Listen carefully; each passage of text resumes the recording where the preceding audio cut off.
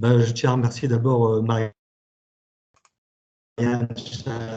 Chahine et puis le CFJ. Donc, bon, je vais vous présenter assez rapidement une intro sur l'amiante environnementale, surtout ce qui a été ciblé pour tenter de la détecter par IA. Donc, en parallèle, je vais présenter la méthodologie qu'on a mise au point et le cas d'étude qui a servi à tester la méthodologie. Donc, elle ne sera pas complètement présentée puisque il y a plusieurs étapes. Ce que je vais présenter, c'est les trois premières, celle de repérage in situ, faite par les géologues experts, que je remercie au passage, qui sont Didier Laonder et Florence Cagnard. Le repérage numérique, qui est une phase en fait de restitution du travail fait par les géologues experts, mais en numérique. Et en fait, ces données numériques servent à nourrir la phase. Attendez, juste avant, là, c'était la troisième partie qui est la détection des zones amiantées par IA. Voilà, excuse-moi. Merci, Marianne, c'est bon. On peut passer à la suite. Là, donc, l'introduction. Donc, au début de la thèse, il y avait plusieurs minéraux indésirables qui étaient ciblés. Donc, on a choisi l'amiante environnementale pour ses effets d'abord indésirables, bien sûr, sanitaires et économiques, et également parce qu'il y avait des sites amiantifères accessibles sans avoir besoin de demander d'autorisation. Le troisième argument, c'était que ce programme de recherche s'inscrivait dans le programme de surveillance et de recherche du BRGM qui date depuis les années 90. Voilà, on peut passer à la suivante. Donc, pour résumer, l'amiante environnementale réglementée, elle est classée en deux familles. On a les serpentines d'un côté et les amphiboles de l'autre. Donc là, ensuite, pour la suivre, oui. Donc les fibres d'amiante, elles, se présentent dans les fractures ouvertes. Alors dans les roches serpentinisées pour les chrysotyles et les métagabbros et métabasaltes pour les amphiboles. On peut passer à la suivante. La genèse des fractures, elle se fait selon deux mécanismes. Donc il y a un axe majeur de contrainte sur la matrice rocheuse. Il va y avoir les fractures d'extension qui, elles, vont avoir une orientation parallèle à cet axe de contrainte majeur, et les fractures de glissement qui, elles, prennent un angle de π sur 4 moins φ sur 2 par rapport à cet axe, et elles suivent bien sûr le critère de Coulomb. Alors, dans les fractures de temps... oui. Alors, les fibres d'amiante minéralisent perpendiculairement aux épontes dans les fractures de tension. Elles suivent le déplacement qui a une composante normale aux épontes, et elles vont avoir plutôt une minéralisation parallèle aux épontes dans les fractures de glissement, car elles suivent exactement, comme pour les fractures de tension, les déplacements qui, dans les fractures de glissement, ont deux composantes, une normale et une tangentielle. Donc, pour reprendre les termes des géologues du BRGM, je vais appeler les fibres qui ont minéralisé dans les fractures de tension cross fiber, et celles qui ont minéralisé dans les fibres de glissement, les slip planes, je vais les appeler slip fiber. Voilà, on peut passer à la suivante. Donc, pour la thèse, 4 sites ont été visités. Donc, c'était une mission en Haute-Corse, 2 sites dans les métabasaltes et 2 sites dans les métagabbros. Donc, moi, je vais juste parler du site numéro 3, sur lequel j'ai travaillé et qu'on a testé notre méthodologie. On peut passer à la diapo suivante. Donc, dans les métagabbros et sur ce site, on avait donc des fractures des fractures de glissement et des fractures de tension. Dans ces fractures, on peut voir en haut l'apparence en fait, des fibres qui ont minéralisé parallèlement aux épontes, qui sont les slip fibers. Donc, elles se présentent sous une forme d'écaille après le détachement des blocs. Et pour les cross fibers, c'est plutôt un tapis blanchâtre. Alors, je parle de cette apparence parce que c'est ce qui va nous servir à l'intelligence artificielle un peu plus loin. On peut passer à la diapo suivante. Pour la méthodologie, là, tu peux cliquer. En fait, il y a des petits cadres. Je clique où? Oui, sur le entrée ou la flèche. C'est pour cadrer les. Donc, il y a la première étape, c'est le repérage in situ. Si tu appuies sur une flèche, Voilà. Donc, il y a le repérage in situ. Dans le repérage in situ, c'est le travail donc des géologues experts qui vont repérer sur un site amiantifère toutes les fractures. En parallèle, des photos sont prises selon un protocole d'acquisition particulier pour ensuite faire de la restitution 3D de cet affleurement par photogrammétrie. Donc, deuxième cadre. Clic. Donc, pour le repérage numérique, c'est de restituer en fait le travail qui a été fait par les géologues numériquement et de cartographier en fait tout en 3D sur l'affleurement, sur la restitution 3D, toutes les zones qui ont été repérées par les géologues. Donc, troisième étape, les données qui ont été numérisées au-dessus sont utilisées ensuite pour mettre en place un système d'intelligence artificielle pour détecter l'amiante, comme on va le voir ci-après. Voilà. Non, c'était bon, vous pouvez y aller. Cartographie, slide suivant. Alors, le repérage in situ de l'amiante environnementale. Alors, oui, bon, c'est vrai que c'est les géologues opérateurs de repérage. Je l'ai appris aujourd'hui ce matin.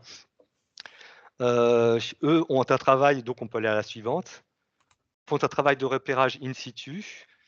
Ils vont donc coller un adhésif sur toutes les fractures qui ont été repérées et annoter sur cet adhésif à la fois le type de fibre qu'ils ont vu et l'orientation de la fracture. On peut continuer. Voilà.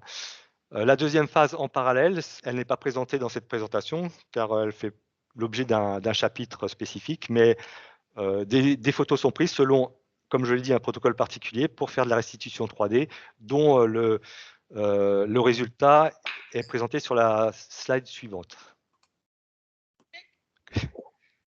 Voilà, donc avec un nombre de 269 photos, c'est le site 3, l'identifiant BRGM c'est 2FC727. Alors, on obtient ce résultat en 3D pour un linéaire de 90 mètres et une hauteur maximale de 8,5 mètres. Continuez. Donc voilà, le travail in situ est fait, donc on va passer au repérage numérique qui va consister à restituer le travail des géologues. Alors, le principe, c'est d'utiliser un système de masques, et notamment les propriétés de la photogrammétrie qui permettent de lier les pixels des images 2D aux pixels au point du nuage 3D. Donc pour faire ce lien, on utilise des masques, comme vous le voyez en deuxième position, où les fractures, en tout cas les zones qui ont été repérées par les géologues, sont isolées, en tout cas détourées en blanc sur les masques. En noir, on a le fond. Donc ces masques permettent de découper le nuage en deux parties, en segmentant une partie les zones qui ont été repérées par les géologues et l'autre partie le reste du massif rocheux. Pour la cartographie, il suffit juste de changer les couleurs des zones repérées par les géologues et de refusionner le nuage de points et on obtient une cartographie. Ici, c'était les zones repérées en fibres non vues par les géologues. On peut passer au slide suivant. Donc, là, c'était juste un exemple, c'était le principe, mais ce qui a été fait, c'était de restituer toutes les fractures repérées différemment et annotées différemment par les géologues. Donc, il y avait les slip fibers, cross fibers et fibres non vues. Donc ici, on a fait de la segmentation sémotique manuelle, donc il faut le faire manuellement, c'est-à-dire qu'on détourne les zones manuellement sur les images. Donc en bleu, ici, on a les zones de type cross fiber. Les zones en vert, ce sont les zones de type annotées slip fiber, et en rouge, les fibres non vues.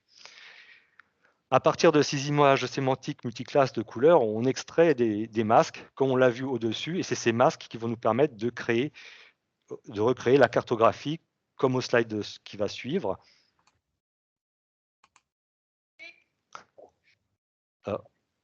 Ah mince, c'est pas le même. Là, j'y peux rien. Non, c'est pas... Bah, si tu peux, oui, redescendre encore. Oui, encore un clic. Voilà. Donc là, on a... Bon, c'est la cartographie, le travail fait par les géologues. On voit en vert tous les plans de fracture qui ont été relevés par les géologues, qui sont les slip fibers. en rouge les fibres non vues, et en bleu, on les voit moins, mais ils sont tout petits, mais on en voit. Alors si j'avais la souris, je pourrais le montrer, mais il est un peu plus vers la droite, entre le rouge et le vert, au-dessus du 15 mètres. Ouais, c'est ça, tout à fait. Donc voilà. Donc le but là, c'est qu'on a juste relevé les fractures qui étaient accessibles par les géologues. Le but, c'est de bien sûr détecter les autres fractures amiantées et qui étaient hors d'atteinte des géologues. Donc on peut passer à la suivante. Ah, oui, on peut passer, on passe, tant pis ça. C'était une autre technique, on passe aussi. Voilà. Donc la détection des zones amiantées par IA, le principe, c'est de prendre une image en entrée, un bloc IA, et en sortie, il nous sort un masque. Ces masques qui vont nous permettre ensuite, comme je l'ai montré précédemment, de produire des cartes. Donc on a utilisé un auto-encodeur de type UNet, c'est son rôle. Donc il peut faire aussi de la segmentation sémantique multiclasse, mais nous on l'a utilisé en, en segmentation sémantique binaire, donc pour créer des masques. C'est une architecture qui a été créée par Ron Berger et Al en 2015. Donc là, sur les slides suivantes, je vais montrer un peu les performances de cette architecture sur le slide suivant. Voilà. Donc là, je reprends l'article de Karabag et Al 2019. Ah non, juste avant. Juste avant, en fait. Non, remonte. Oui, voilà, c'est ça. Voilà, Karabag et Al 2019. Non. Juste après. Voilà. Donc ils ont 25. Non, avant. Juste avant, oui. Il y a un décalage de Voilà, son celui-là. et d'image. Ah oui, c'est ça. Donc là, il y a 25 textures différentes qu'ils ont utilisées pour l'apprentissage du réseau. Alors l'IA, comment ça fonctionne en gros, c'est qu'il faut des données labellisées, annotées, pour faire l'apprentissage d'un modèle statistique ou d'un réseau de neurones ou d'un réseau de filtres convolutifs. Nous, c'est un réseau de filtres convolutifs. Donc, avec ces textures, ils ont entraîné le modèle UNet. Et là, on peut passer à la slide suivante. Pour ensuite faire de la segmentation sémantique sur ces images composites qu'ils ont créées. Donc, on retrouve les textures qui étaient précédentes à différents endroits. Donc, si on passe à la slide suivante, on va voir les résultats avec le taux d'erreur de classification. Donc, on voit que pour de l'image A à l'image E, le taux d'erreur est assez faible, était inférieur à 10%. Donc là, on voit les erreurs de classification, par exemple pour l'image E, surtout en bas, dans la zone jaune, mais certaines zones sont bien classifiées. Alors, cette segmentation sémantique, là, on la voit, ils ont fait une transparence, ils ont obtenu des images de segmentation sémantique de plusieurs couleurs qu'ils ont mis en transparence avec les images composites. Bon, l'image F, elle, produit beaucoup plus d'erreurs, mais bon, ça reste quand même en dessous de 20%, ce qui est pas mal. Donc, on va passer à la diapositive suivante. Donc, nous, le but, c'est d'essayer de faire la même chose avec la texture en forme d'écaille des slip fibers. Et là, on peut passer à la suivante. Donc, il y a tout un travail d'annotation, de préparation de données. Je ne vais pas entrer dans les détails, mais en gros, c'était de préparer le UNet avec nous les données qui avaient été annotées par les géologues. Et le but ici, c'est de détecter la zone la zone encadrée en rouge sur la figure A, qui, elle, a été exclue de la phase d'entraînement. Donc, si on se reporte à l'image B, on a un exemple d'annotation d'image en bleu pour les zones amiantées de type SF. Et la zone encadrée en rouge, elle représente les zones amiantées que l'on souhaite prédire. Alors, j'ai mis des points d'interrogation parce qu'en fait, c'est moi qui ai fait ces images. Elles n'ont pas été validées par des géologues opérateurs repérage. Donc, j'ai mis des points d'interrogation parce que c'est sûrement de l'amiante, mais j'ai préféré ne pas l'affirmer. Donc, si on passe à la slide suivante, là, on voit donc le résultat. On prend tout de suite l'image D, on superpose les annotations d'entraînement et prédites en rouge, en bleu et en rouge. et celles qui sont prédites par le UNET sont en vert. Donc on voit il y a encore quand même pas mal de faux positifs. Oui, pardon. Ouais, c'est bon. Il y a pas mal de faux positifs, mais majoritairement les zones qu'on souhaitait prédire, elles, ont été détectées correctement. Là où il y a les points d'interrogation, ça a été détecté comme amiante. En revanche, si on va dans le coin en bas à droite de l'image D, c'est détecté comme amiante alors qu'il n'y en a pas. Donc tout ça, faut savoir que ça a été fait en un coup. Le réseau UNET demande à être optimisé. Si on peut passer à la conclusion, remarquez, je mets directement. Voilà. Donc l'auto-encodeur UNET, lui, n'a pas été optimisé, c'est en un coup, ce qui est plutôt pas mal d'obtenir ce genre de résultat. Et ensuite, les images annotées, comme je le disais tout à l'heure, elles demandent à être validées par des géologues opérateurs de repérage.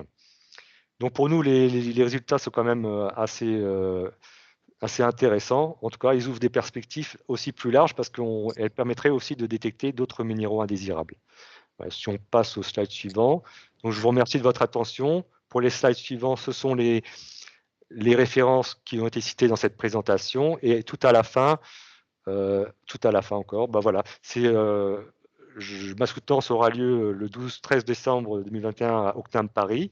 Et pour les personnes qui voudront plus de détails, il y aura moins de problèmes techniques de notre côté pour que la présentation soit un peu mieux. Voilà, je vous remercie. Merci Philippe. Tu as déjà quelques questions. Est-ce que pour la photogrammétrie, les photos ont été prises par un appareil photo ou un drone? Alors, on l'a fait avec un appareil photo, une caméra Canon EOS 700D. À la main, quoi. Oui, à la main, Okay. depuis le sol. Et puis, Brice qui dit, est-ce qu'un croisement entre la photogrammétrie et l'hyperspectral a été envisagé? Cela pourrait être très puissant. Oui, ça c'est un truc qu'on avait envisagé puisque ça crée directement les masques, mais on n'a pas eu cette possibilité-là. Oui, Marianne, peut-être pour répondre à Brice. Oui. On a tenté sur un affleurement de Norvège un couplage photogrammétrie et hyperspectral. Et dans une série qui était des gneiss avec des niveaux d'amphibolite partiellement rétromorphosés avec des fractures. Et ça a super bien marché. Les résultats ont été présentés. Alors, c'était un congrès à San Francisco il y a 2-3 ans. On a fait un poster. Je pourrais le transmettre à Brice s'il est intéressé par la méthodologie et les résultats qu'on avait obtenus sur cet affleurement. Ok, merci Didier. Bien, merci Philippe. Merci. Donc, cette journée, cette séance technique exclusivement par visio, hélas, se termine. Y a-t-il des questions sur l'ensemble de la journée? Vous pouvez peut-être soit prendre la parole, soit lever la main s'il y a des questions.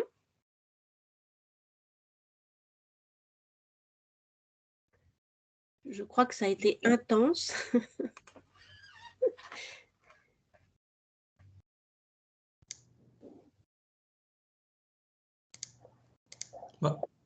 Marianne, je peux me lâcher alors du coup Si tu restes raisonnable, sinon je te coupe la parole. Oui, bien sûr. Non, mais je vais rester raisonnable en temps.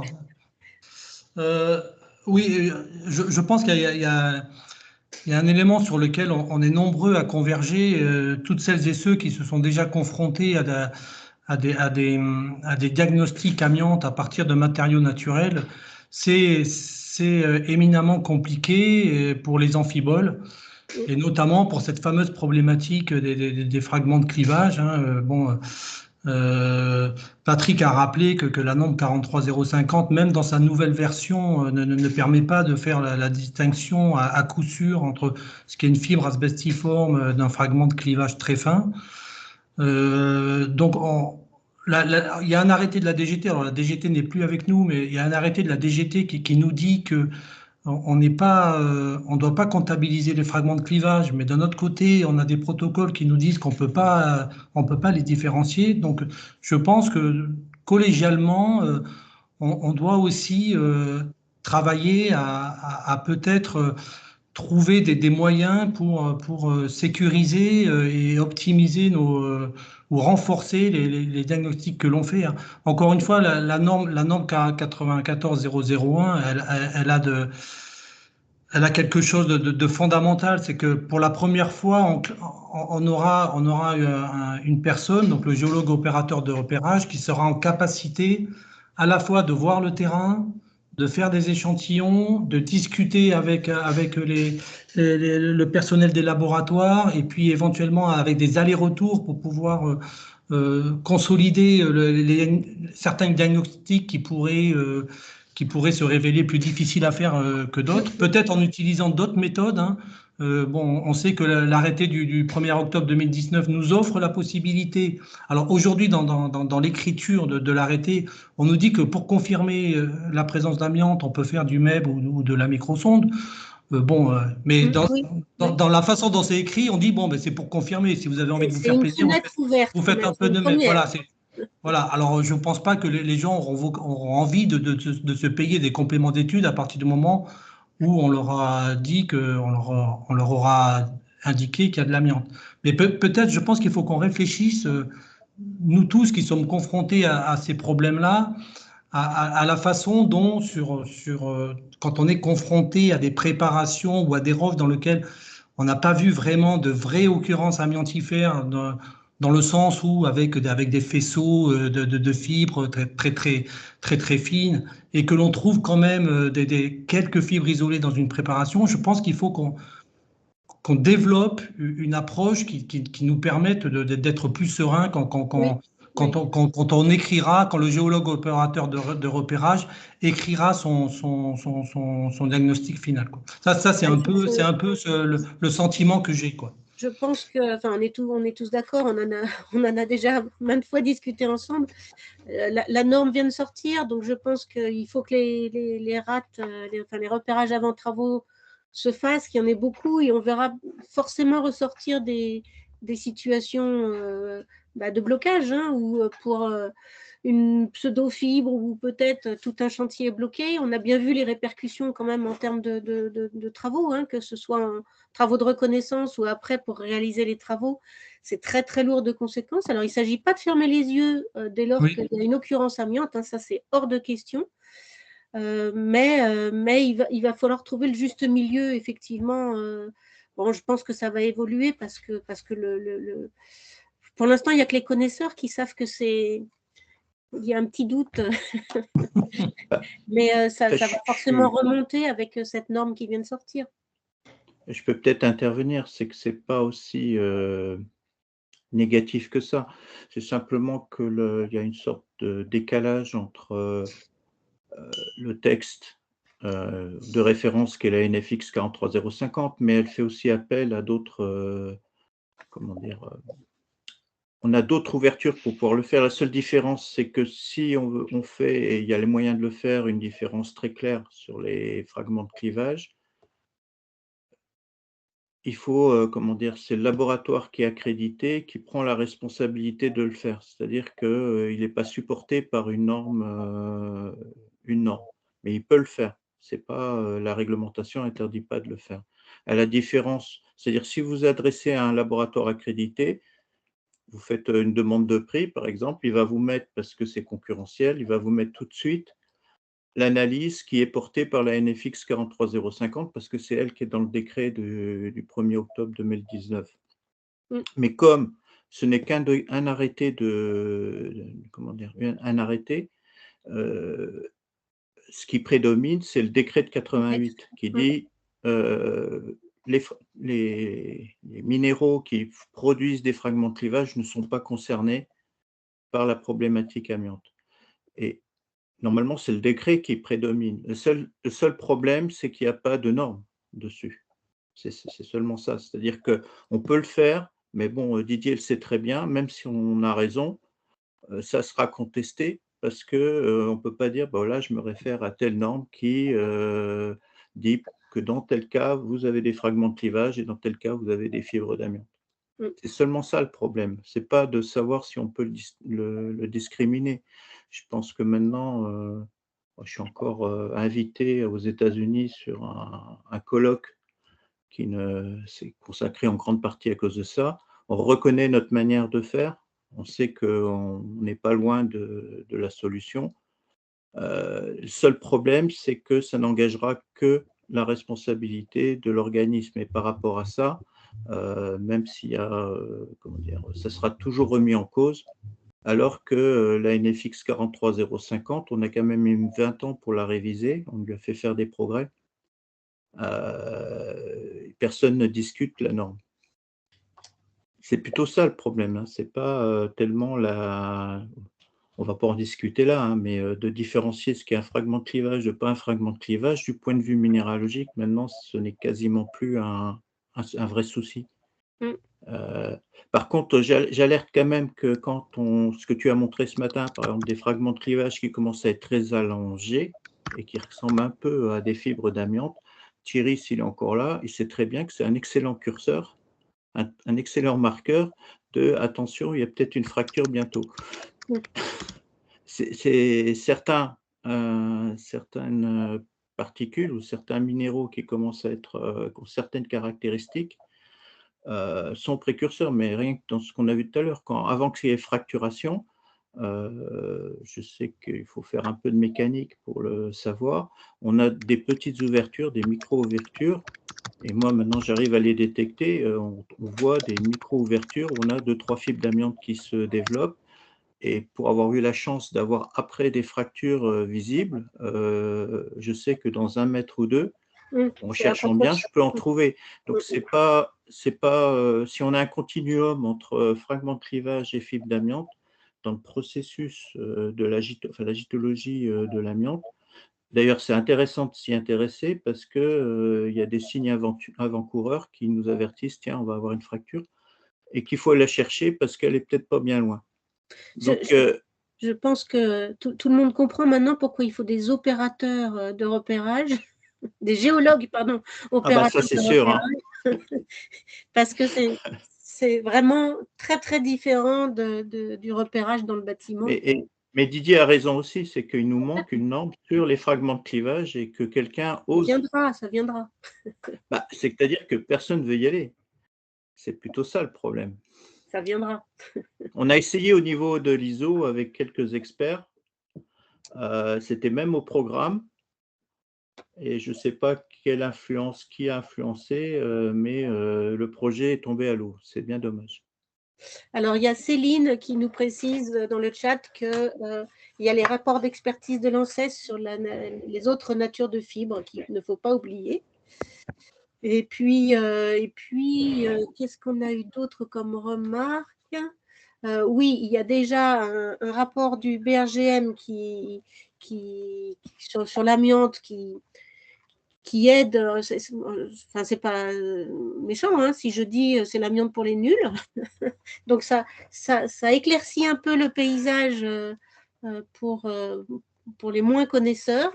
Et puis, suite à une question aussi qui est dans le texte, je précise, je l'ai déjà dit ce matin, on vient tout juste de commencer à écrire un guide d'application de la norme pour expliciter la norme qui forcément était réductrice dans sa rédaction, qui devrait sortir d'ici la fin de l'année prochaine, assurément. On vient de commencer, il fallait que la norme sorte pour avoir la commande. Y a-t-il d'autres questions? Alors oui, les présentations a priori seront mises en ligne. Je vais attendre que chaque présentateur me renvoie une version finalisée, corrigée, etc. Et puis les enregistrements normalement ont fonctionné et seront mis en ligne sur le site web du CFGI. Guillaume vient de le préciser.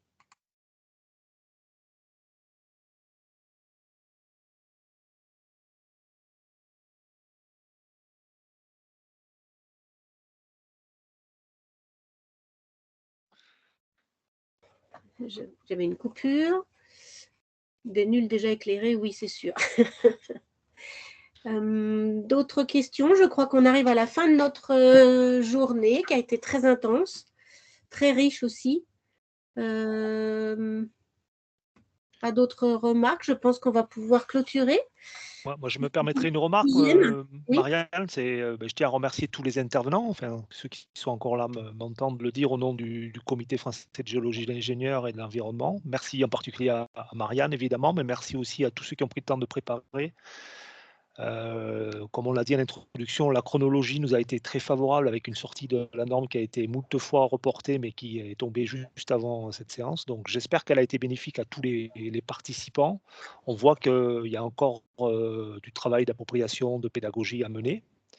Et sachez que le CFGI veillera à accompagner tout le métier pour faire que cette norme et ses applications soient les plus judicieuses possibles. On fera peut-être un bilan dans quelques temps, un nouveau retour d'expérience 2 ans après, par exemple. Guillaume, tu veux annoncer les séances suivantes, peut-être? Alors sachez qu'on a une séance prochaine du CFGI le 20 janvier sur le thème des falaises côtières. Et puis, alors je ne l'ai pas annoncé, mais on y travaille, on envisage de faire des journées régionales comme chaque année, donc sur le terrain, 2 jours, probablement dans la vallée de la Tinée, la vallée de la Roya et la vallée de la Vésubie, pour partager autour des évolutions géomorphologiques liées à la tempête Alex l'an dernier. Et puis les traditionnels prix Google qui seront calés début juin, le jury du prix Google, et Journée nationale de la géologie et de la géotechnique, où nous vous attendons toutes et tous à Lyon à la fin du mois de juin 2022. Toutes ces informations sur le site du CFJ que je vous invite évidemment à aller consulter régulièrement.